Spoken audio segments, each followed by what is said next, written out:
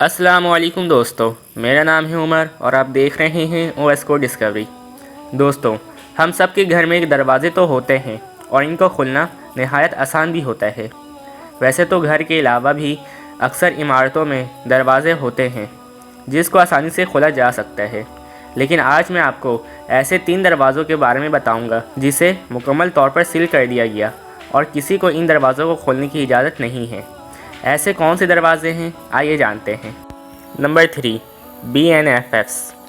वैसे तो ये होटल पूरा हॉरर तो नहीं है और इस होटल में जाने की सबको इजाज़त है, लेकिन इस होटल के रूम नंबर 873 को मुकम्मल तौर पर सील कर दिया गया है।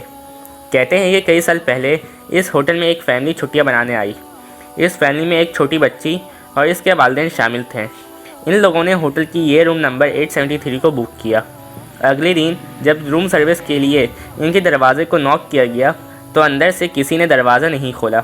जब डुप्लीकेट की से दरवाजे को खोला गया तो तीनों को किसी ने कत्ल कर दिया था। इन्वेस्टिगेशन में मालूम हुआ कि इस फैमिली के शख्स ने अपनी बेटी और बीवी को कत्ल कर दिया और खुदकुशी कर लिया।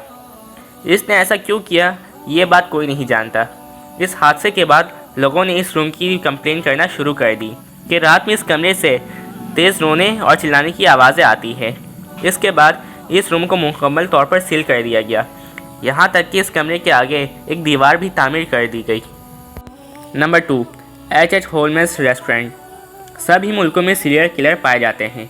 कुछ सीरियल किलर तो इतने खतरनाक होते हैं कि इसका नाम सुनते ही लोग कांप जाते हैं। H.H. होल्मेस इनमें से एक था। H.H. होल्मेस ने तकरीबन 200 लोगों को जान से अपने होटल ही में मारा था और फिर इनकी हड्डियां निकालकर मेडिकल स्कूल्स में बेचता। इस सीरियल किलर को अमेरिका का पहला सीरियल किलर भी माना जाता है। इसको सज़ाए मौत दे दी गई और इसके होटल को मुकम्मल तौर पर सील कर दिया गया। Number 1, small pox wards. वैसे तो ऐसे बहुत सी डिजीज़ हैं जो एक इंसान से दूसरे इंसान को लग सकता है। मिसाल के तौर पर आप कोरोना को ले लें। ऐसी ही एक बीमारी स्मॉल पॉक्स है।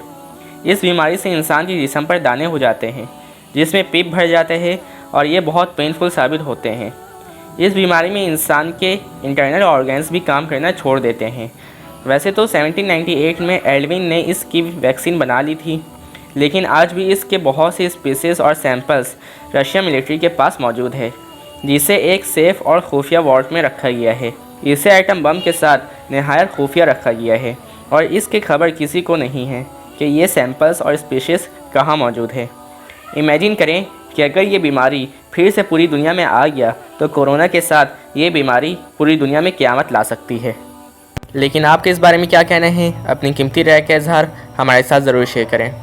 जाते जाते हमारी इस वीडियो को लाइक करें और सब्सक्राइब करके बेल आइकन प्रेस करें ताकि मेरी नई आने वाली वीडियो आप तक टाइम पर पहुंचती रहे। मिलते हैं एक और नई वीडियो में, जब तक के लिए अपना ख्याल रखिएगा। अल्लाह हाफिज़।